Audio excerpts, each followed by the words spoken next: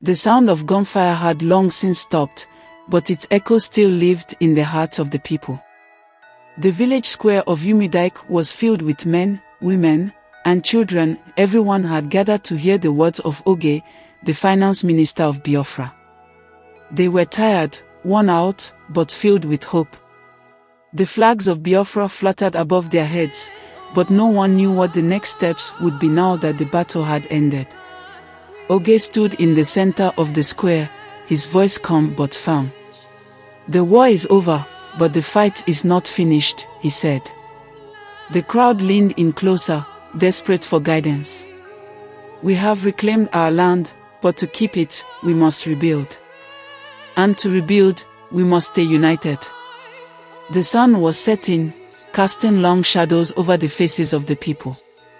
Mothers held their children tightly, elders nodded in understanding, and young men with scars from the battle stood on the edges of the crowd, their faces unreadable.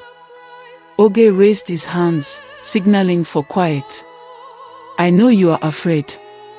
I know you have lost loved ones. But Biafra is more than just the land we stand on. It is the dream of freedom. That dream is alive because you kept it alive. Now, we must make it stronger." From the crowd, a young woman stepped forward. Her name was Ngozi, the chief of staff of Biafra, and her voice trembled as she spoke. "What if they come back? What if they take everything from us again?" Oge looked at her, his expression softening. "They will come back. But this time, we will be ready. We are not just soldiers. We are builders, farmers, teachers. We will grow stronger, not by fighting, but by building what they cannot destroy. Schools, hospitals, roads, communication systems. They can take our lives, but they cannot take our will." An old man raised his staff. "But who will lead us? We need leaders we can trust, not those who will sell us out." Oge nodded, acknowledging the wisdom in his words. "We will choose wisely. We will no longer follow voices that whisper lies. We will listen to those who have stood with us in the darkest times." He paused, scanning the crowd, his eyes filled with a shared sense of resolve. "And we will never be silent again. We will speak to the world. We will show them who we are." The crowd erupted in cheers, but Oge's mind raced. He knew that the hardest battles were not fought with guns, but with hunger, betrayal, and broken trust. He had seen men who stood strong during the war fall apart when faced with peace. As the crowd began to disperse, Oge turned to his closest advisor, Nandi. "We need to reach out to the diaspora. We need funds, resources, and alliances. The world must know Biafra is here to stay. Send messages to our brothers and sisters abroad. Tell them we need their help now more than ever." Nandi nodded, but his eyes showed doubt. What if they are afraid to send support? Many still fear the Nigerian government. Oge placed a hand on his shoulder. "Fear is a chain we must break. We will not beg. We will remind them of who they are. Biafrans do not give up. We rise." Weeks passed, and the cracks in their unity began to show. With Kanu still held in prison in Nigeria and their Prime Minister, Simon Ekpa, detained in Finland, the leadership vacuum grew wider. Oge did his best to hold the line, issuing directives to keep the rebuilding efforts moving.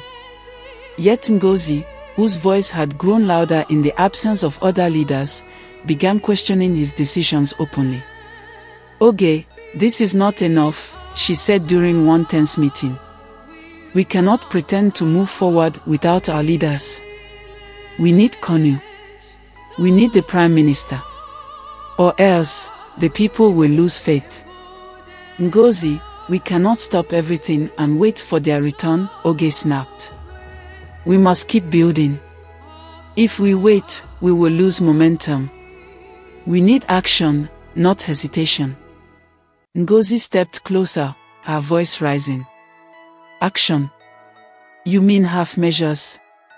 You talk about rebuilding, but without clear leadership, we're just patching holes in a sinking ship. The people need direction. Real direction. Not endless speeches. Their arguments spilled into the open, and the village became divided, some siding with Oge's call for steady rebuilding, others rallying behind Ngozi's push for aggressive moves to secure the release of their leaders. Rumors spread, whispers of betrayal filled the air. Then, one night, a letter was smuggled out of prison from Kanu. The message was short but clear: hold the line. I am with you. The message reignited hope, but it also fueled the debate. Was holding the line enough? Or was it time to push harder for Kanu's release? Ngozi took the letter as a sign to double down on her efforts. She organized protests, demanding international attention. Meanwhile, Oge focused on quiet negotiations with sympathetic foreign governments. The tension between them reached a breaking point when Ngozi announced plans to lead a march to the prison gates. Oge confronted her. You'll get people killed. We cannot afford to lose more lives. Not now. And we cannot afford to be cowards. Ngozi shot back. I will not stand by while our leader rots in prison. The divide threatened to tear their movement apart until a breakthrough came. After months of pressure and diplomatic efforts, international bodies demanded Kanu's release. The news spread like wildfire, and when Kanu finally walked free, the people erupted in celebration. As Kanu addressed the crowd, Oge and Ngozi stood side by side. The power struggle faded, replaced by a shared sense of purpose.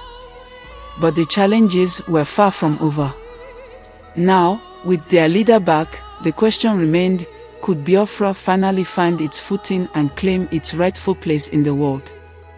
Oge and Ngozi knew the road ahead would be long, but for the first time in months, hope burned brighter than fear. The celebrations stretched into the night, but Oge's mind remained restless. He gathered a small council, including Ngozi and Namdi, to plan their next steps. We have Kanu back, but our enemies will not rest. We need to fortify our borders, strengthen alliances, and build a government that can withstand the pressure that's coming. The council began to outline strategies for internal security, economic growth, and diplomatic outreach. As they debated, spies were sent to monitor enemy movements, and secret alliances were forged with sympathetic nations. Yet Oge knew the work had only just begun, and each decision carried the weight of their survival. The days that followed Kanu's release were filled with cautious optimism, but Oge knew all too well that hope alone would not guarantee Biafra's survival. The country had been torn apart by war, and its infrastructure was in ruins. But the most pressing matter was the fragile unity of the people. With Kanu's return, many looked to him as the beacon of hope, while others were skeptical of Oge's leadership. The rift between the two leaders, Oge and Ngozi, remained a raw wound in their movement. Despite this, Oge knew that in order to keep the vision of Biafra alive, he needed to act quickly and decisively. The people needed a leader they could trust, someone who could take the reins of power and lead them through the coming storm. Unity, Oge muttered to himself as he sat alone in his quarters, the weight of responsibility heavy on his shoulders. We must find a way to bring them together. As the next council meeting approached, Oge knew the time had come to make a bold move. He invited Kanu, Ngozi, Namdi, and other influential figures to a summit where they would discuss the future of Biafra and the best path forward. Oge was determined to avoid further fragmentation. The room was thick with tension when the council members gathered. Everyone knew the stakes were high, and each leader had their own vision for the future. Kanu stood up first. "We've fought long and hard for Biafra," he said, his voice strong and resolute. But the fight doesn't end with my release. We've won one battle, but the war for our future is just beginning. We must be vigilant, united, and prepared for the challenges ahead. Oge nodded in agreement. The people look to us for direction. But we must be careful. Biafra cannot survive if we let divisions continue to tear us apart. We must find common ground, no matter the cost. Ngozi, ever the firebrand, wasted no time in responding. We've been patient long enough. We need action now. The world has been watching us. We must push for full international recognition. We must fight for what is rightfully ours. Namdi, ever the voice of reason, spoke up. Yes, but we must be strategic. We cannot rush into this without solid alliances and strong internal governance. We cannot afford to repeat the mistakes of the past. Oge knew that the path forward was not going to be easy. While Ngozi's calls for action resonated with many, Oge's more measured approach was rooted in long-term stability. He understood that the fight for Biafra's future would be fought on many fronts: diplomatic, economic, and military. But above all, it would require unity. We cannot be divided, Oge said, his voice calm but firm. We must find a way to balance the urgency of action with the need for strategic planning. Biafra must rise, not just in spirit, but in strength. Ngozi's frustration was evident. How long do we wait, Oge? How long do we watch as our people suffer? I understand your pain, Oge replied. But we cannot let our emotions cloud our judgment. Every decision we make now will shape Biafra's future for generations to come. We must think beyond the immediate, beyond the hunger for retribution. We must build a foundation that will withstand the trials ahead. The council continued to debate for hours, but by the end of the meeting, they had agreed on a course of action. Biafra would pursue a dual strategy, building its internal infrastructure while simultaneously seeking international recognition. The road would be difficult, and the path uncertain, but for the first time in months, there was a sense of cohesion among the leaders. As the meeting adjourned, Oge took a moment to reflect on the progress they had made. The tension had not completely dissipated, but the foundation for collaboration had been laid. They were united, for now. Yet, Oge couldn't shake the nagging thought in the back of his mind: the enemy was not only at the gates, it was everywhere. It lurked in the shadows, waiting for the moment of weakness, the crack in their unity. To ensure Biafra's survival, Oge knew they would need more than just military might. They would need to outsmart their enemies, build alliances, and create a government that would stand the test of time. Days later, as Oge walked through the village of Umidike, he could feel the weight of their expectations. He saw mothers talking in hushed tones, fathers teaching their sons how to till the land, and children running through the streets, their laughter a bittersweet reminder of the innocence that had been lost. But there was a new energy in the air, a sense of determination, of hope. The people were ready for the next chapter. They had weathered the storm, and now it was time to rebuild.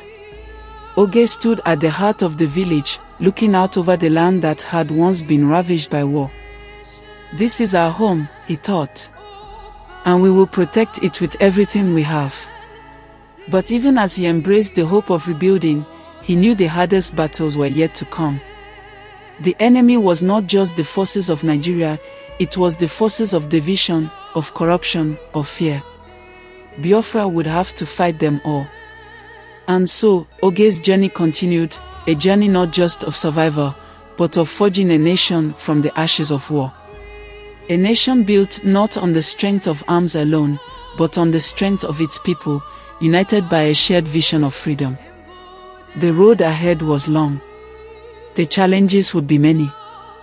But as the sun set over the hills of Umidike, Oge stood firm, knowing that as long as the people of Biafra stood together, nothing could break their spirit. The story of Biafra was far from over.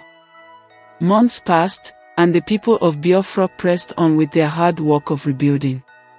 Oge, Simon Ekpa, and Ngozi knew that the challenges ahead were monumental, but they remained committed. The roads were still broken, schools were in ruins, and many homes lay in pieces. Yet, as the days wore on, the spirit of the people grew stronger. The scars of war were deep, but the resolve to rebuild was even deeper. The diplomatic efforts, led by Simon Ekpa, bore fruit. Slowly, Biafra began to gain international recognition. The world began to see them not as rebels or insurgents but as a people fighting for their right to self-determination. Countries started to offer support, trade deals began to be forged, and foreign governments opened their doors to Biafran representatives. But there was still much to be done. While the leadership worked to secure Biafra's place in the world, the task of uniting the people remained paramount. The internal division between the leaders was palpable, and as Simon Ekpa worked tirelessly abroad, Ngozi grew increasingly frustrated with what she saw as a slow pace of progress. She had been on the front lines during the war and knew that time was of the essence. Biafra needed bold action, not just promises. One evening, Ngozi called for an emergency meeting with Oge and Simon. The tension was thick in the air as they sat down to discuss the way forward. "We cannot keep waiting for things to fall into place," Ngozi began, her voice firm. "We need to act now. Our people are still hungry, still living in uncertainty. The world sees us as a fragmented nation. We must show strength. We need leadership that takes charge, that makes things happen." Oge, ever the diplomat, leaned forward. "Ngozi, I understand your urgency, but we cannot risk rushing into actions that will tear us apart. We have made progress, but we must build with caution. We must not lose sight of the long-term goals."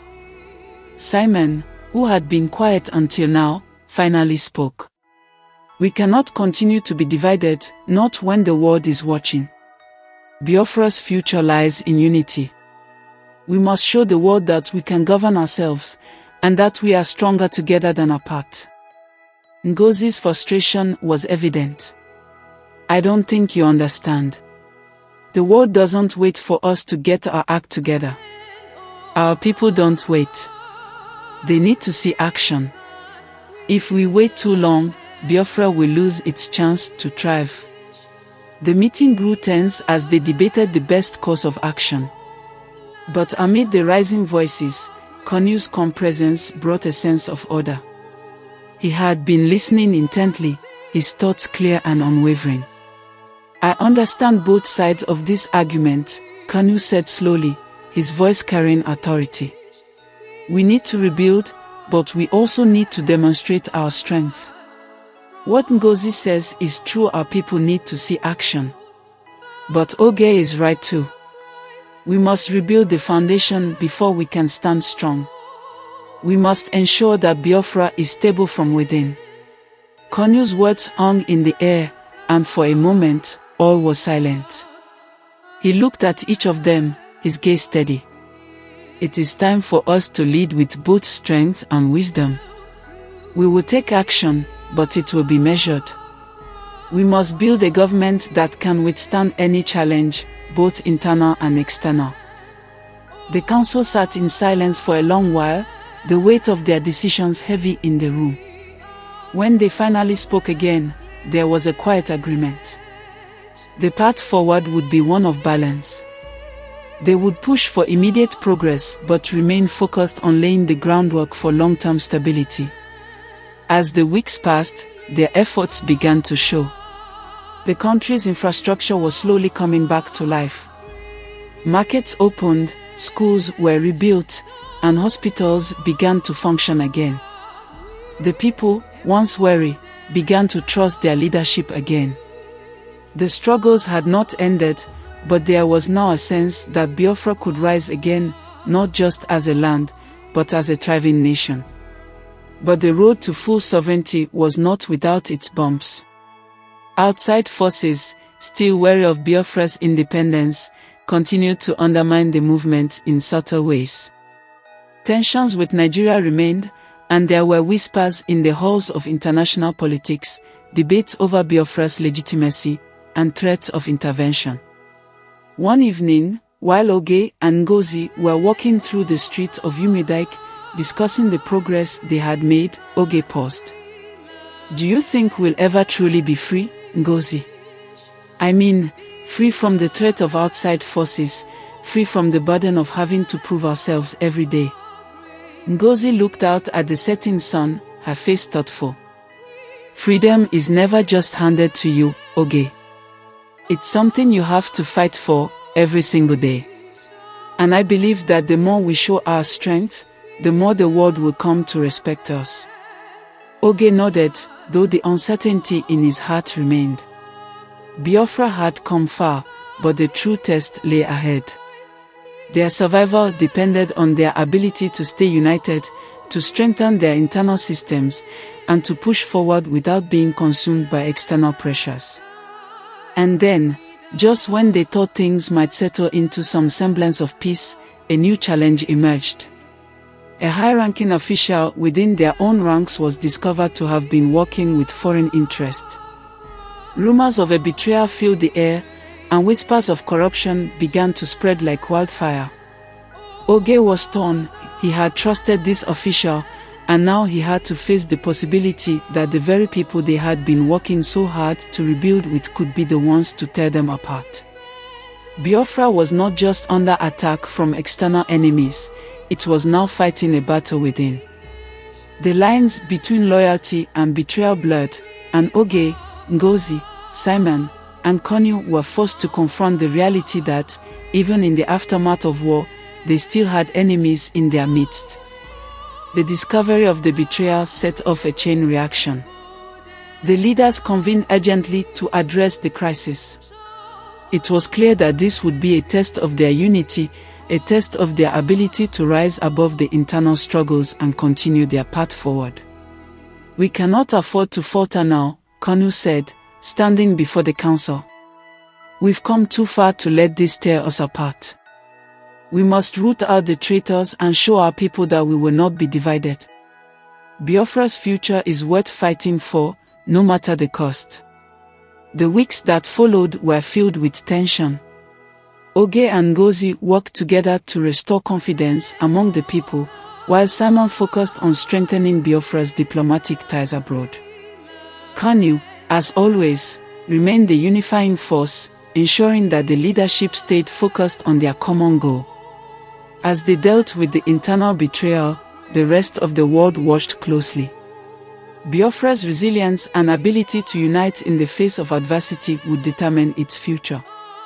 The people of Biafra looked to their leaders not only for guidance but for proof that Biafra was not just a dream, it was a reality, and it would endure. And so, the journey continued. The battle for freedom was never easy, but it was one that the people of Biafra were willing to fight, one day at a time. The future remained uncertain, but as long as they stood united, as long as they remembered the lessons of the past, Biafra would rise again. The weeks following the discovery of the betrayal were some of the most trying that Biafra had ever faced. The people, already struggling to rebuild, now had to grapple with the possibility that their own leadership might be compromised. It wasn't just the threats from outside forces that weighed on their minds, but the uncertainty that came from within. The traitor, whose actions had been quietly discovered, was a high-ranking official who had held the trust of both Oge and Kanu.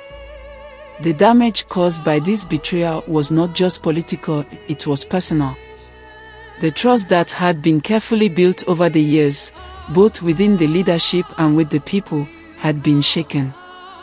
The whispers of corruption and deception spread like wildfire through the streets of Umudike and beyond, threatening to unravel the fragile unity that had started to take shape. Oge, ever the voice of reason, knew that this was a battle they could not afford to lose.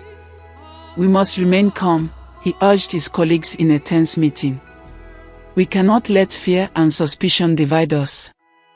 The people are looking to us for leadership, and if we let this betrayal drive a wedge between us, we will lose everything we've worked for. Ngozi, though equally hurt by the betrayal, knew that Oge was right. Her voice, usually filled with fiery passion, was quieter now. We cannot ignore this. We need to make sure the people know we are addressing this head-on, that we will not let anyone destroy the unity we fought for. Simon Ekpa, ever the diplomat, agreed. We have to act swiftly, but carefully. This is not just about punishing one person. It's about showing the world, and our people, that we stand united. We must root out the corruption within our ranks, but we must also focus on strengthening Biafra's future. Kanu, the unifying figure, stood at the head of the table. His face was calm, but his eyes reflected the weight of the decision. This is a test, not just of our leadership, but of our people's faith in us. We have to show them that no matter the challenge, we will stand together. We've been through so much. This is just another obstacle we must overcome. The decision was made. The traitor would be tried, and if guilty, would be held accountable for the damage caused. However, the leadership knew that the true test lay in how they handled the fallout. They needed to rebuild not just their infrastructure, but the trust between the leadership and the people. In the days that followed, the Biafran people watched anxiously. The trial of the betrayer was swift, and the verdict was clear. The punishment was harsh but necessary. Biafra could not afford to let such actions go unchecked. However, the leadership made sure to balance the need for justice with the understanding that the future of Biafra depended on maintaining unity. The trial's outcome was a reminder that leadership was not just about guiding the people, it was about making tough decisions, holding everyone accountable, and staying true to the ideals that had brought them this far. As the country began to settle after the internal crisis, the focus shifted back to the outside world. Biafra's diplomatic efforts, spearheaded by Simon Ekpa, continued to bear fruit. More and more countries began to recognize Biafra's independence, and international support began to flow in. But this recognition came with its own set of challenges. The world watched as Biafra navigated its internal struggles, and the pressure to prove itself as a stable and capable nation was immense. With Kanu's return to the forefront, Biafra's leadership began to solidify. Kanu's calm presence, his ability to unite the people even in the darkest of times, became the glue that held the nation together. But he knew that this unity would require constant effort. Biafra was not just fighting for its survival against external enemies, it was fighting to prove that it could stand on its own, that it could rise from the ashes of war and become a thriving, self-sufficient nation. Oge, ever pragmatic, focused on rebuilding Biafra's economic systems. The war had decimated much of the country's infrastructure, but with the international support that was slowly trickling in, there was hope. We cannot rely on handouts forever, Oge said during a council meeting. We must invest in our own industries, strengthen our own economy, and ensure that Biafra becomes a place where our people can thrive, not just survive. Simon Ekpa, with his diplomatic skills, continued to forge alliances with sympathetic nations, making sure that Biafra's voice was heard on the international stage. We cannot afford to isolate ourselves, he reminded the council.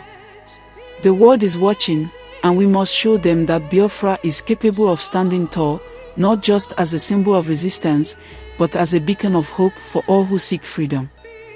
Despite the progress, there was always the nagging question of how long Biafra could sustain its independence against the might of Nigeria, a nation with vast resources and military power. The leadership knew that their survival depended not just on military strength, but on creating a government that could withstand the pressures from both within and outside. One day, as Oge walked through the street of Umidike, he was struck by the sheer resilience of the people. Though many still carried the scars of war, there was a palpable sense of hope in the air. Mothers spoke of their hopes for their children's future, and young men spoke of the opportunities they believed Biafra could one day provide. The spirit of Biafra was alive, not just in the leaders, but in the hearts of the people who had fought for it. As the days turned into months, Biafra began to rebuild not just its infrastructure, but its identity. It was a nation forged in the fires of war, but one that now carried the hopes of its people. The road ahead was still uncertain, and the external threats were never far, but for the first time in a long while, the leadership felt a sense of hope. Yet, as they prepared for the future, they knew that the greatest challenge lay ahead. The forces of corruption, division, and betrayal would always threaten to undermine them. The true test of Biafra's survival would not be won on the battlefield, it would be won in the hearts and minds of its people. Biafra's future, as Kanu often said, depended on unity. Only together could they overcome the darkness that had plagued them for so long. The journey was far from over. But as long as the leaders stood united, and as long as the people remained committed to the dream of freedom, Biafra would continue to rise. It would rise not just as a nation, but as a testament to the power of hope, unity, and the enduring spirit of its people. The story of Biafra, still unfolding, was one of resilience and defiance, a story that would continue to inspire future generations. And so, the fight for Biafra's freedom and future carried on, with each day bringing new challenges and triumphs. The road ahead was long, but as Oge, Kanu, Simon, and Ngozi knew, it was one they would walk together, no matter what it took. As Biafra took its first steps into the uncertain terrain of nationhood, the leaders were aware that their unity was the bedrock upon which everything would be built. The people had endured so much war, suffering, betrayal, but they had also shown a relentless will to survive. They had waited for years, hoping for their day in the sun, and now that day had come. The task ahead was not just to secure their independence, but to ensure that Biafra would thrive in a world that had long turned its back on them. Oge, Kanu, Simon, and Ngozi worked tirelessly, day in and day out, as the wheels of rebuilding began to turn. But even as they worked toward the common goal, old wounds festered. The betrayal of the past still lingered in the air, a constant reminder that no struggle was ever truly over. The question of who would lead, who could be trusted, was one that haunted their meetings. And yet, they pushed forward, knowing that their survival depended on their ability to confront these internal challenges. The reconstruction was slow, but progress was visible. Roads began to be repaved, and small businesses began to rise from the ashes of war. Schools were rebuilt, and children who had never known peace began to dream of futures that seemed impossible just a few years ago. The hospitals, though understaffed and underfunded, started to treat the sick and injured. It wasn't perfect, but it was progress. However, the question of leadership loomed over everything. Kanu, who had spent so many years as the symbol of the Biafran movement, struggled with the pressure of leading a nation from a place of such devastation. His natural charisma and unwavering resolve had been vital during the fight for independence, but now, as the leader of a fledgling state, he felt the weight of expectations bearing down on him like never before. He often sought quiet moments, walking the streets of Umidike in the early hours before dawn, trying to clear his mind. It was during one of these walks that he met a group of young men sitting on the edge of the village, talking quietly amongst themselves. "Your Kanu," one of them said, looking up at him with wide eyes. "We used to listen to your speeches. We fought for this, for Biafra." Kanu nodded, a small smile tugging at the corners of his mouth. "I didn't fight for this alone," he said softly. "We all fought, together. Biafra is not just one man. It is all of us, standing united. The young men nodded, their faces filled with admiration and gratitude. Kanu realized, in that moment, that the responsibility he carried was not just for himself, but for them. The next generation. They were the ones who would inherit the fruit of this struggle, and it was up to him and the leadership to ensure that Biafra had a future to pass on. But even as the people began to rebuild their lives, threats from the outside world remained. Nigeria, though wary of Biafra's rise, was not willing to let go of the land it had long considered its own. The leadership in Nigeria was divided, but Biafra's success was seen as a direct challenge to its authority. Tensions simmered beneath the surface, and there were reports of military movements near the border. The specter of war, though distant, was always a possibility. Oge and Simon continued their efforts to strengthen Biafra's alliances abroad, but the international community, though sympathetic, was reluctant to fully embrace Biafra's independence. Many countries, still fearful of Nigerian influence and pressure, held back from offering the full support Biafra so desperately needed. "We must show the world that we can stand on our own," Oge said, his voice steady during one of the council meetings. "We cannot rely on outside support forever. We must build a self-sustaining economy that can weather any storm." Simon, as always, was quick to agree. "We've come this far. We've earned our place in the world. Now we must prove it, not with words, but with actions. We must show them that Biafra is here to stay." The words resonated deeply with the council, and they set to work on an ambitious economic plan to increase Biafra's production capacity. The goal was clear: become self-sufficient in key areas like agriculture, energy, and technology.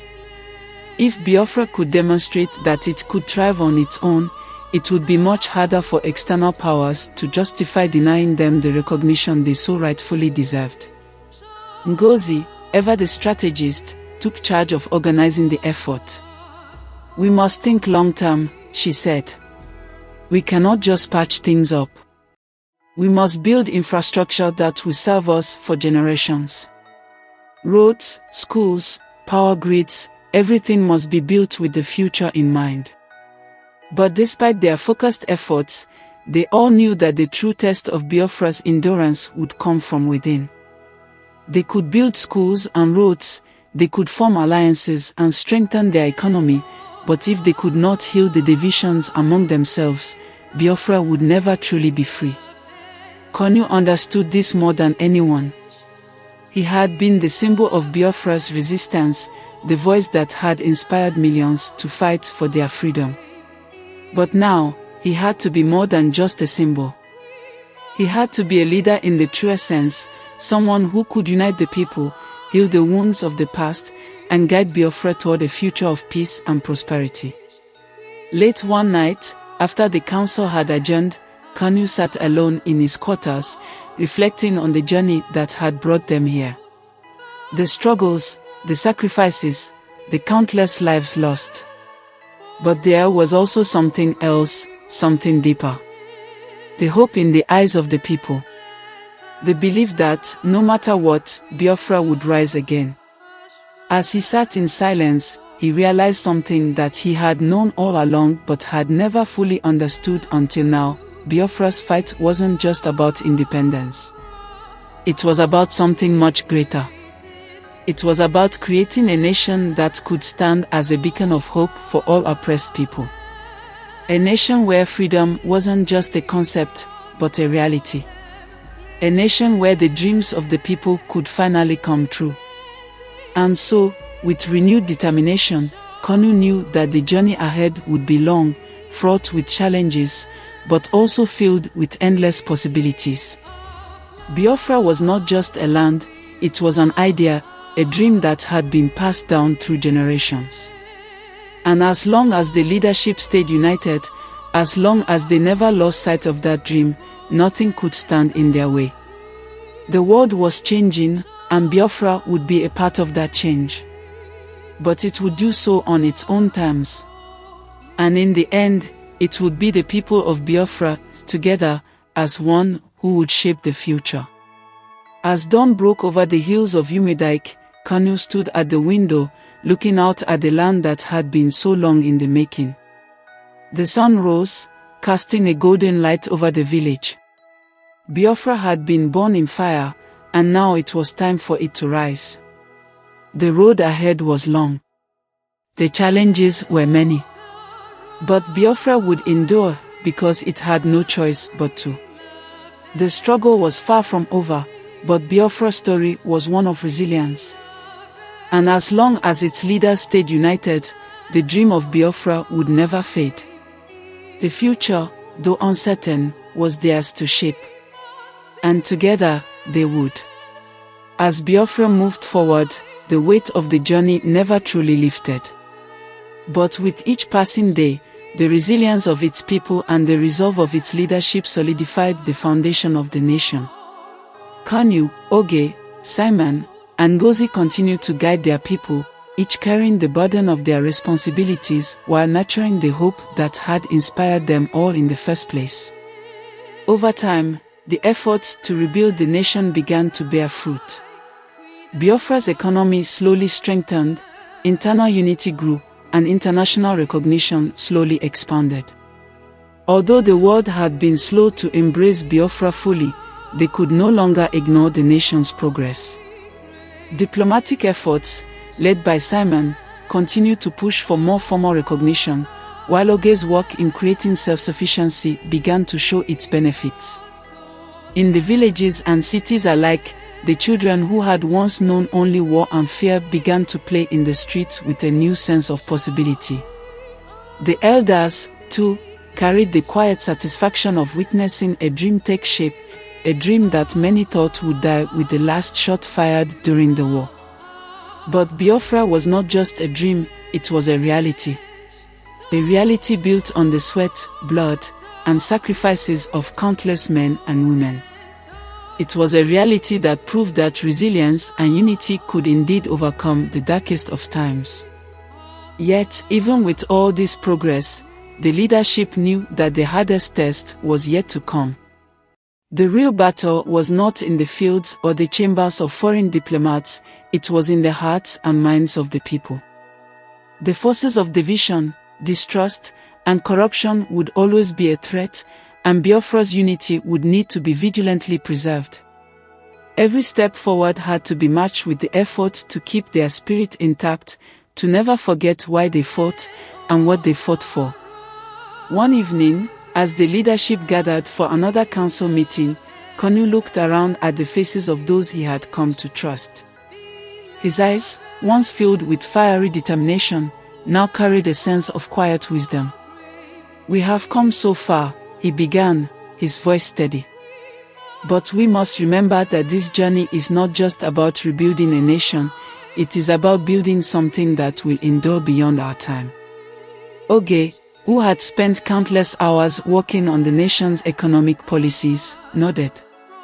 "We've learned that true strength does not come from power, but from the ability to persevere, to stay true to what we believe, no matter how long it takes."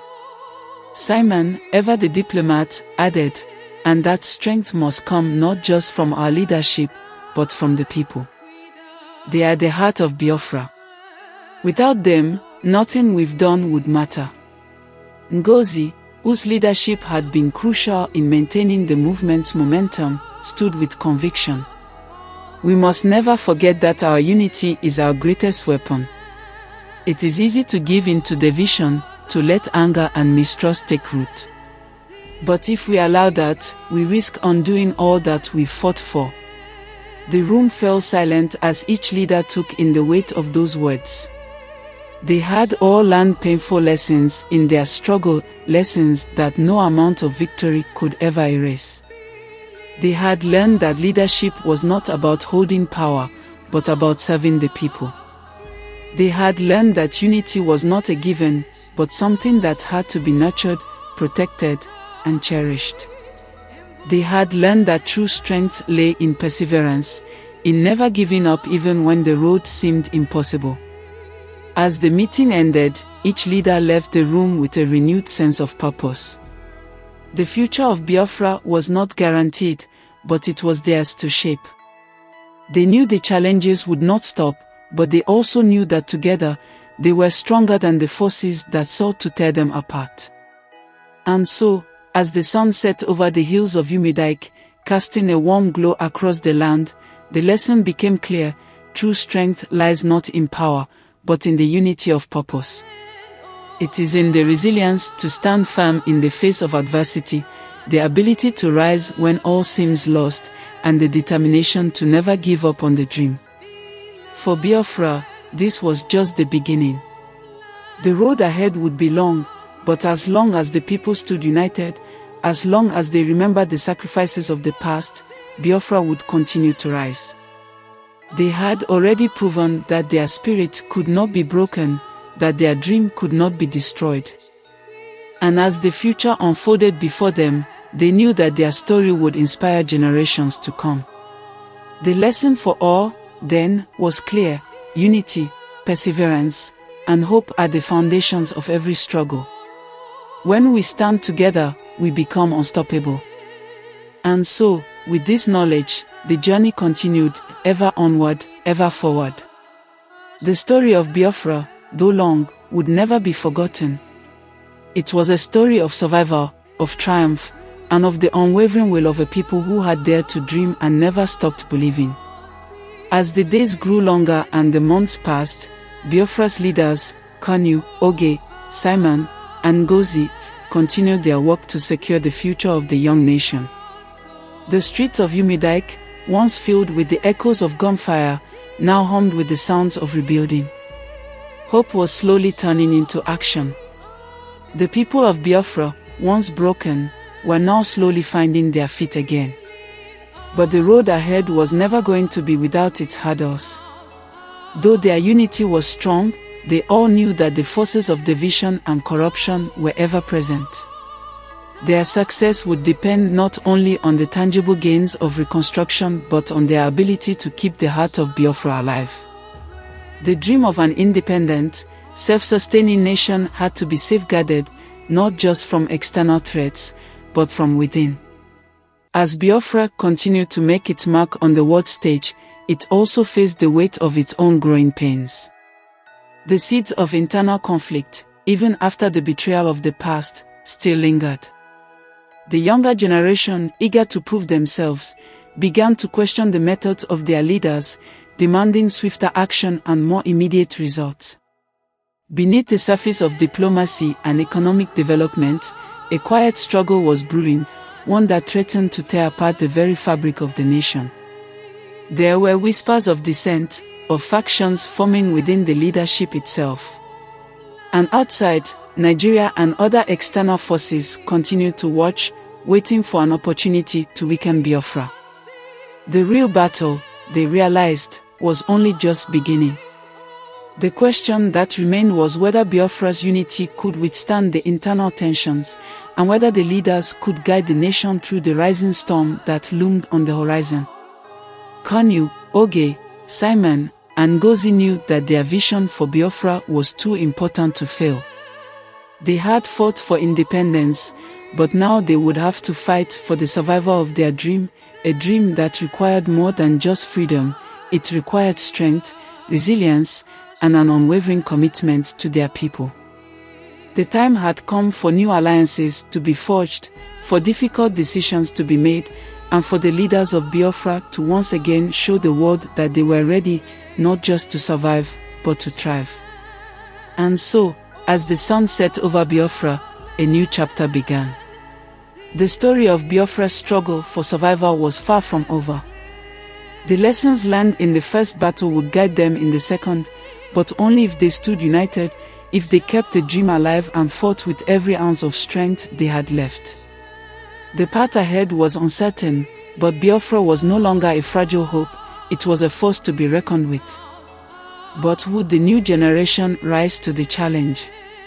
Would the leaders of Biafra prove that their unity, their resolve, and their dream were enough to keep the light burning? The echoes of Biafra's freedom had only just begun. Watch out for Part 2, the Biafra Unseen Storm. Support our movement, Deep Dive Africa Podcast and eBook Store. At Deep Dive Africa Podcast, we are dedicated to uncovering Africa's untold stories, struggles, and rich cultural heritage. Through powerful discussions and eye-opening insights, we amplify voices that shape Africa's past, present, and future. Why follow us? Engaging podcast, dive into thought-provoking conversations about freedom, identity, and sovereignty. Empowering knowledge, discover hidden histories and groundbreaking ideas that inspire change and action. Community-driven impact, be part of meaningful dialogues that spark awareness and drive solutions for Africa's progress. Explore our ebook store at payhip.com/Echoes of Africa shop.